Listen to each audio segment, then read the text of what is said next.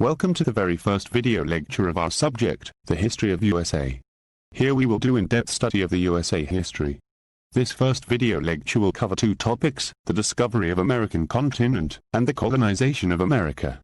So, we will begin from the discovery of the American continent.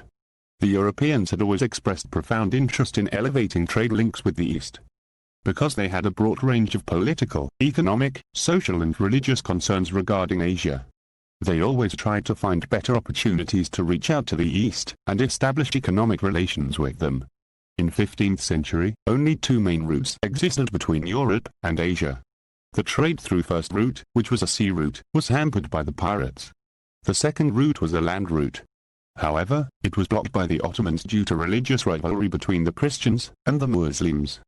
To overcome these issues, European rulers offered financial assistance to the mariners, who would agree to find out the shortest route to the East, particularly Asia. Hence, in 1492 Christopher Columbus started a voyage.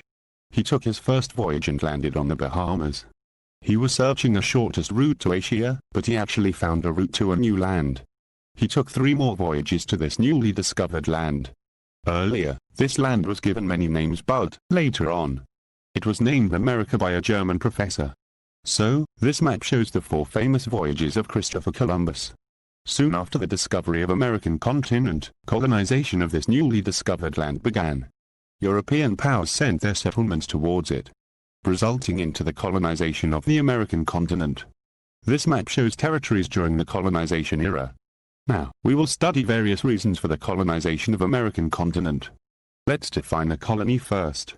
A colony is composed of a number of people who leave their country to settle down in a new country. For colonization of America, there were a number of driving forces that motivated the European rulers and the common people to migrate to the American continent. Search for natural resources was a major factor. European powers found out that the new land could offer valuable minerals, resources and specifically gold to them and make them rich. Then there was a religious factor as well, which motivated people to migrate to American continent, as religious intolerance was growing in Europe during the 16th century.